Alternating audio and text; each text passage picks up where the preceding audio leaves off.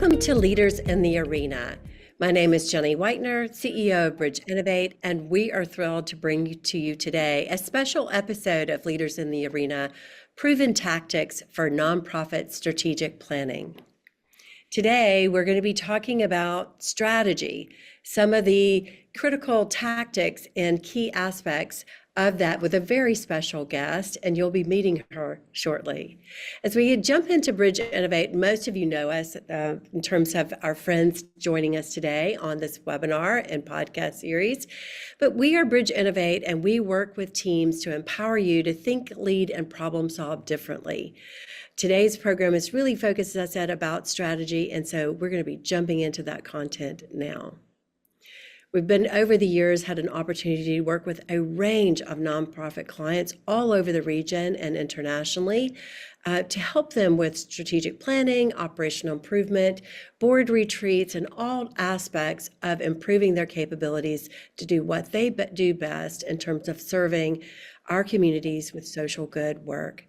So today, our very special guest is Rachel Gammon, and we are thrilled to have her with us. Rachel brings over 25 years of experience in the local nonprofit sector through her time serving at Northside Neighborhood House and in leadership roles for various community-wide efforts like Chattanooga 2.0 and the Tennessee Community School State Network. She was named in 2024 Nonprofit Executive of the Year by the United Way of Greater Chattanooga. And under her leadership, the Northside Neighborhood House was recognized as Nonprofit of the Year twice, including in 2024 by the Chattanooga Chamber of Commerce.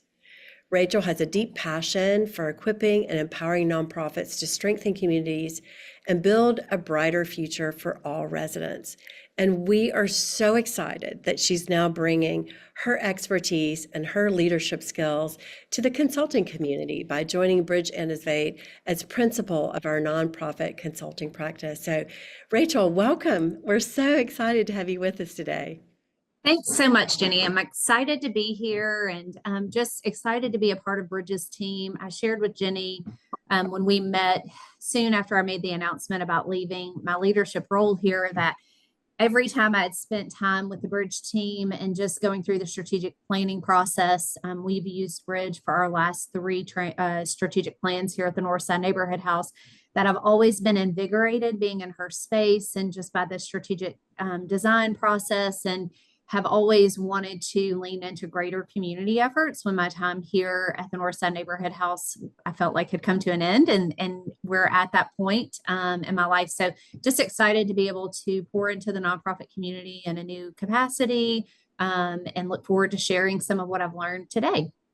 Great. And I know that this is the first of a two-part series, so we're excited about that. I wanted to let our listeners know that as well. Today we'll be focused on implementing tactics for sort of that early stage of the strategic planning process. We'll be talking about that, and we have a series of questions that you and I will go through together. I also want to invite those who are listening live today that if you have questions throughout today's program with Rachel, just post them in the chat. At the end, if we have time, we're going to have a chance to engage her on some of those key questions. So Luke's helping me watch that in the chat. So please do follow along with us and share questions. So, all right, Rachel, let's jump in. I know our listeners are ready to hear from you. So let's start at the beginning. Talk about what are some challenges nonprofits face when they're beginning the strategic planning process. What are those challenges and how do they overcome them? Yeah, so when I think about challenges, I lean into the two challenges that most of us in the nonprofit space always think about, right? Time and resources. And so making time. I remember the first time we engaged Bridge, it was in 2009, and I sat down with my board chair and I said, we have had this growth trajectory like this, and we're either going to have to plateau or we can continue growing, but we've got to be strategic about how we do that. And so I think really breaking out of that mindset of we don't have time, time is necessary to give to strategic planning so you can continue to grow and do it efficiently and effectively. And so that time mindset, I think you just have to say we have to make time in order to grow. As far as resources, strategic planning is an investment of your resources. We have been blessed in the past to look to different foundations or to approach donors who are just invested in our growth and to say, this is really a necessary part of our growth trajectory. We've got to invest in this capacity building time, in this visioning process, so that we can really see what our what next is and how to effectively get there, right?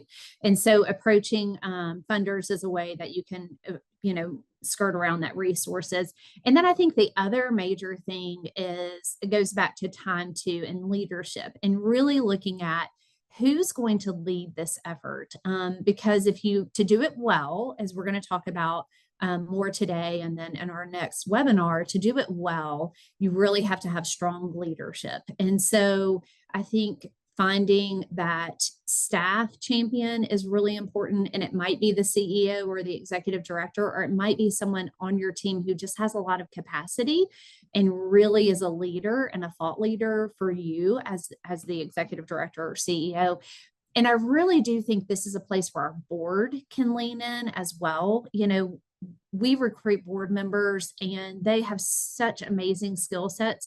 And sometimes we are just using what they can minimally give. And so this is a way to really maximize your board leadership and looking for my first strategic planning process with Bridge, my board chair just leaned in heavily. And she said, I'm here to make sure that this goes really smoothly and to support you however we can. So I think those are the major, the time and the resources, and those are two ways to circumvent those barriers.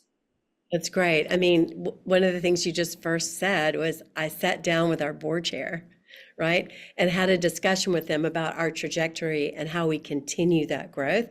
I think having that conversation, that one-to-one leader, executive leader conversation, getting aligned at the very beginning around the importance of strategy. And then, as you said, I love how you talked about it, making the time, engaging the funding, getting the leadership and the board involved. So very, very exciting and important tactics for getting started right at the very, very beginning.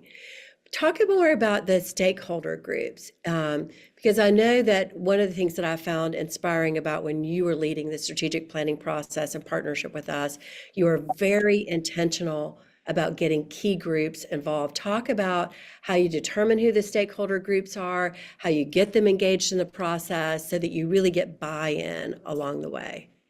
Right. And this is key to the way we do strategic planning at Bridge, right? Is that we really want to look at where we are and then vision where we can be and what's possible. And so, I had done several strategic plans where we just looked at some hard data, maybe looked at some feedback from program participants, and then we just gave it all to the board and let them run with it. And really, the Bridge approach is so different because we want to build and have a deep understanding of who we're walking alongside as we're serving our neighbors. And so, really pulling in clients and getting client feedback and hearing stories is really important. I think something we've done the last 2 times is pulled in different investor groups, whether it be local foundations or just some of our donors. And we just had conversation about, what do you think we do well? And where do you think there are gaps? And how do you think we can grow our impact on the entire community? And having some good dialogue around that was very helpful and very eye-opening. And then another stakeholder group that we had not used as much until, honestly, our last strategic plan is we really engaged our frontline staff more. We looked at it as an opportunity to give them some professional growth. And again, it's a time issue, right? But one of the things that we've done with our strategic planning with Bridge is really gone out and looked at, okay, who are state partners doing similar work? Who are regional partners? What are national partners doing around this work? And when I say partners, it's not necessarily that we're a part of major national groups, because we have grown quite a bit, but we still have some grassroots like origins. But just looking at what's going on, people just doing Google searches around, this is important to me. And again, one of those major stakeholder groups in those early stages when we're really digging in and we're learning to bring all of this knowledge to our design strategy sessions is having the board and saying, we want champions around this aspect of what we're going to be talking about. And we always look at what are the 3 to 5 main things we want to focus on in these strategy sessions. And so really saying again for our board, because we want ways to get them engaged, right? We want ways to have them more invested in our mission. So who is going to step up and champion this group around community schoolwork, or who is going to step up and really has a passion for marketing, because we want to be more intentional with our marketing of our mission, and really leaning into the board as one of those major stakeholder groups is really important too. Yeah, I mean, I'm hearing 2 really important things that you're sharing there as wisdom.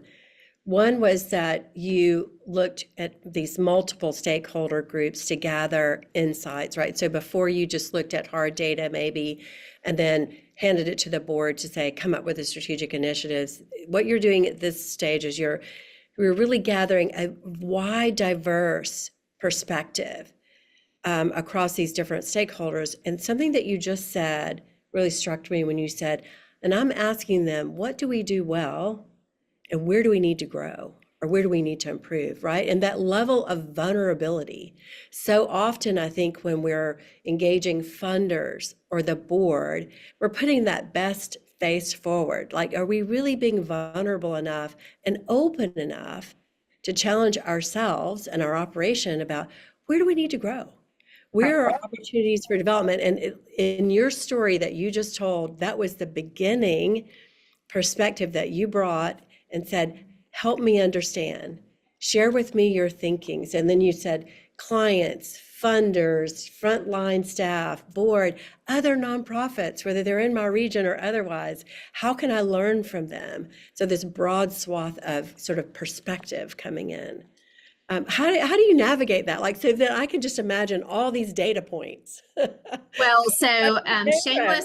shameless plug for Bridge. I mean, I think that's one of the things about when you are engaging someone to work through a strategic planning process, you just have to be sure that on the front end there are tools in place for all of this to be segregated well, right? And so with working with Bridge, there were always spreadsheets where we knew where to plug in information. And then we had those champions, whoever that board champion was for that specific area, or that staff champion for that specific area.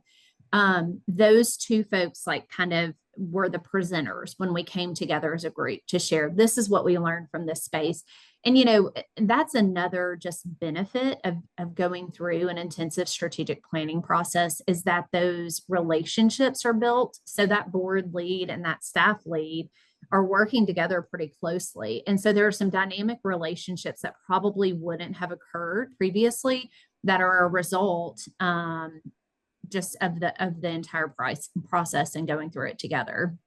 Right. I mean, and so many of our partners were similar to Northside Neighborhood House, where we would talk about gathering this inspirational research, this perspective gathering that, Bridge can go do it all on its own, but we would then hold the information. Right. And what you were always great at doing is tapping different members of the board, tapping different members of your staff to be engaged in that research process, so they began to think differently. And so then we got to the design process, they're ready. They're ready to start thinking differently about their future. Can you share a specific example, maybe from your own experience, about engaging the team in the design process, and why it was successful, what led to a successful outcome? Give us a story. Well, I think of the design process has so many different steps. And one of the steps that I love most, because I just love ideas, is we just throw every idea out there, right? That's a big common strategy. It's like, let's put everything out there and then let's narrow it down. And then I think another element of strategic planning is that that once you get a plan, and this is more of the implementation, but I'm jumping ahead, that you have a plan and you're going to work your plan, but you recognize that the needs of the community you're serving, the needs of the people you're serving, are continuously changing. And so pivots may be necessary, right? That's kind of a pain point. I've spent all this time and I have this perfect plan with a bow on it, and then I have to completely jump to something different. Well, for this last strategic plan, we help so many people with rent and utilities, and just the cost of living is such a burden for the folks that we serve. And so we had really had this great concept coming out of strategic planning that we were going to do a pilot with some families and be intentional in our walk with them, and then be able to fund like the first 6 months of maybe some housing costs. And the more we got into it, and the more that the demand for housing needs just continue to evolve, and we've had a 30% increase like year over year. We just saw that that was not really feasible. But as part of the design thinking process, we talked about who are our collaborative partners that are working on, debt, that are working on home ownership, that have that really market hold on this is how we help the community. And since that had been part of the conversation, as we started thinking about how we needed to pivot, that was a natural pivot area. And now we've had, I'm sure many of you guys are aware of these good tenant workshops that we've served. We just started last fall, and we've served 80 different folks and help them get to a better place where they're more secure in their housing, and have opened some doors for some opportunities for some neighbors to be housed, and really have the potential to scale this program. Again, it was not our initial plan, but because our stakeholders, being our board and our staff, had been a part of this process when we talked about different options, that was a natural pivot for us to make. And so I think that's just one example of, we're throwing all of these ideas out. We're going out and we're researching all of these different nonprofits that are doing similar work in different areas. And we've done that several different times. Like, okay, well, let me take this best practice that I learned, and it doesn't necessarily have to be a component or a strategic initiative, but we can fold it in and it can become our business as usual because it's a good best practice and we just hadn't thought of it before. And in the nonprofit community, that's what we do well, is if something's being done, we take it and we figure out how we can elevate it in our own spaces. Mhm. Very, very interesting. Think about what you're sharing here, where as you go through the design thinking process, you look boldly, look broadly, narrow that down. And then even once you then define that strategic planning, what you're saying is that you've developed a mindset. You've developed a way of thinking that as you run into new challenges, as you're implementing the strategy, you're able to pivot. And you've brought the teams along with you. You've brought your board along with you. You've introduced that way of thinking to the board. You've introduced that way of thinking to your team. So it becomes natural, right? So this is what we're hearing from the customers. This is what our opportunities are. How might we refine what we're doing to better be positioned to deliver this service? So it's sustainable, like you're creating. Right. And it does become, you when you're using this strategy, right, and the design thinking concept, when you're using that, it begins to creep into. I facilitated a meeting a few weeks ago, and they said, I loved how you just walked us through this and how we just threw everything up there. And I said, well, that's how I have learned to have effective meetings, right? Working with Bridge, because you throw everything out there so that no thoughts are left at the table. So I think that's a great part of the process as well. And again, it goes back to one of those intangible things, is that people start having more ownership of, well, we don't have to just do it the way we've always done it. There might be some type of tweak that we can make that helps us to be just a little more efficient or a little more effective in our service delivery. That doesn't mean that what we've been doing isn't the right way to do it. It just means, can we do it better to better serve our community? Right. And I think the role of the leader, kind of setting that tone for people to be seeking that insight of how can we do it better versus being defensive. Like, we've always done it this way. We've got to stay in this pattern. And I think that was also something that you might not have known that you were doing, but your leadership style invites people to ask the question. You're inviting people to explore alternatives, and that you're setting that tone from the very beginning. So that was a big part of your leadership in doing that. Now, when we go on to our next question for today, wanted to ask you to share some advice that you would give nonprofit leaders who are struggling to get their team on board. And in fact, one of the questions that's come in from the chat from Tabitha was around resistors. So how do you deal with, engaging nonprofit leaders that might be resisting this process or who are struggling to, really get the team on board with the strategic planning process? Yeah, I think there are a couple of different things that you can do, and these are just my takes on it. So, in the way I approach work in general, I think one thing that is always beneficial is if you can bring in people who have had successful strategic plans that they've implemented and just talk to what made it work. If you can find someone who is vulnerable, who will say, okay, this was a big pain point and this is how you can avoid it. I think that is something that we as leaders in the nonprofit space don't think about as much as like, let's just sit down and have a conversation, a real conversation, so that then I can come and share that with those resistors or with the people who are providing just a little bit of pushback. I think that's a really important thing. So finding someone who's been successful and encouraging them to share with your team is a powerful tool. I think one of the things that you can do as a leader is like be vulnerable and say, and just say, we're at a space where we've got to think about what's next, right? And then have your staff share what's one bold goal that you would have and frame it in so we can better serve our community, so we can better serve our team, so that we can more effectively serve our community, so that we can fill this space that's missing. Because when you do that, then you're empowering your staff to say, oh, I have a part in this process. I'm owning us making this major step forward. I think to your board, I think getting your board involved and invested on the front end is really important. So Jenny, you pointed out that I just went to my board chair and said, and it was at a critical point in my personal life. I had my second child. And that's why I said, we can continue to grow like this. But part of that growth is going to be, we have to figure out how to manage it. At that time, we did not have a C-suite. And so we had Bridge really walked alongside us in like designing not just how we were going to implement our strategic plan and the initiatives that we set in that first planning phase, but also did some coaching on like, what does the structure maybe need to look like for you to achieve some of what you want to do and to make it sustainable. And so I think talking to that is really important too, right? If you're doing a great job as a leader of motivating your team, of having them own your mission, they want what's best for your nonprofit. And so really saying like, you've got to trust me, we need to do this. And hopefully they'll be on board if you're, again, open and vulnerable. And you say like, it's scary to me too. I haven't done it before, but we need to do this to be the best version of us, to be the best version for our community.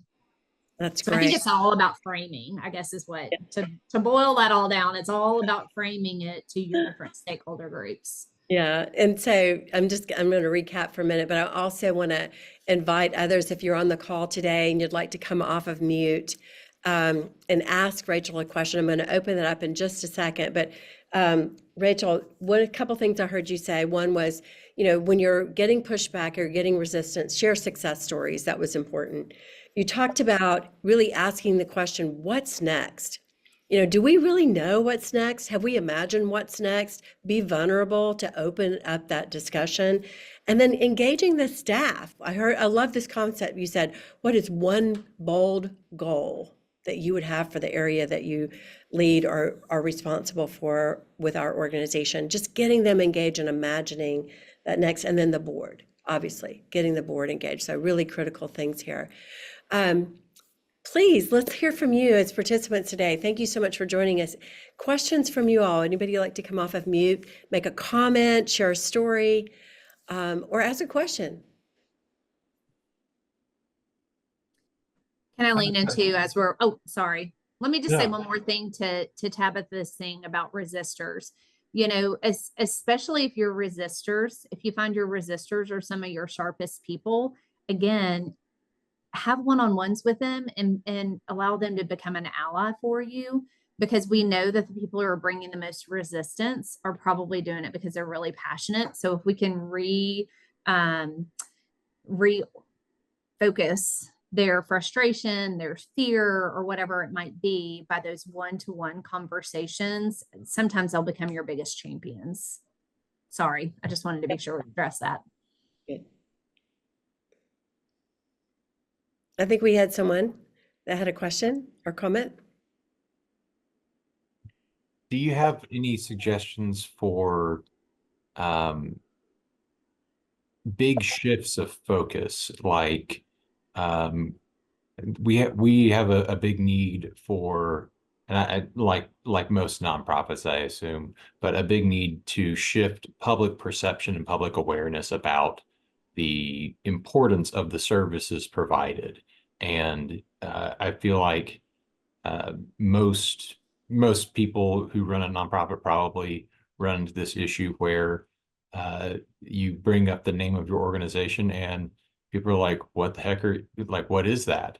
You know, you're literally saving lives and changing lives, but you know, most people in the community don't know that you exist, and that's probably because you don't have a multi-million-dollar marketing budget. But you know, convincing your board and your other C-suite team members that, hey, a shift in budget to a long-term investment in marketing to shift public perception to utilize our services and grow this business is a value add. You know, I feel like most of us are just trying to really focus on those upfront, hey, I gotta make it to tomorrow, meet my, I'm using air quotes, your customer demands and needs, but to increase my customer base and my, my supply chain, I need people to know who I am, so that when I approach somebody, the first, half of our meeting isn't what are you and what do you do, and convincing them that yes, my nonprofit does need to exist, You're speaking the language. I'm sure that everyone who is on this call is like nodding their head and saying, yes, I have similar pain points. As people were interviewing for my position, someone said, I haven't ever heard, I'm newer to town and I'd never heard of the Northside Neighborhood House. I've been here for 3 years. So I think that part of that is just the pain of like being in a market that has a lot of nonprofits, a lot of folks who really are focusing on doing good work. But I think one of the things that you want to be sure when you're doing strategic planning is some of the goals that you have and the outcomes that you have. So what I'm hearing you say is one focus area for your strategic planning when you undertook it would really be, what does marketing look like in the future for my organization? How can we do it strategically? And how can we, again, build out initiatives that are not worthy of like recognition, but that are going to receive recognition and that we're going to easily be able to market. And so a part of an effective strategic planning process is just making sure that you have really clear deliverables that you want on the front end, because then as we start building out what these sessions would look like with your team and what actually you're trying to look for, we know that's one of the things that we're focusing in on. So I think any strategic plan always has something about diversifying revenue streams or sharing the mission more effectively or something around that. And that's where, when I went back to those real life examples, we've always had a development piece, and how can we bring more funding to XYZ program? And that's some of that, again, carving out the time to be intentional in doing research. Indirectly, you get some ideas that are maybe even easier to implement than a long-term strategy and initiative. So it just indirectly happens. I hope I answered your question, but it's just part of the process of setting up clear goals for your work. All right. Well, thank you all for joining. I know that as we kind of wrap up today's program, I want to make sure that you know how to get in touch with Rachel, and it's actually going to be through me, right? So if you would just send me an email, jenny.whitener@bridgeinnovate.com, we'll make sure that we get our scheduling team working with Rachel and get some time. If you'd like to have a one-to-one, no obligation, just maybe a time to chat to see if her consulting capability is something that could benefit your organization, would be happy to help set that up for you.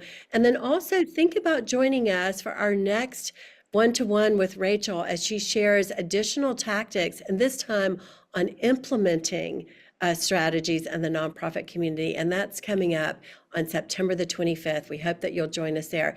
If at any time you miss our live podcast and webinar series, you can always listen to our programming on Leaders in the Arena at any of the places that you like to listen to podcasts. So check us out, and you can hear stories all around Leaders in the Arena. Thanks so much for joining us today. This recording will be sent out to those of you who registered, and it will be on the Bridge Innovate website underneath our blog.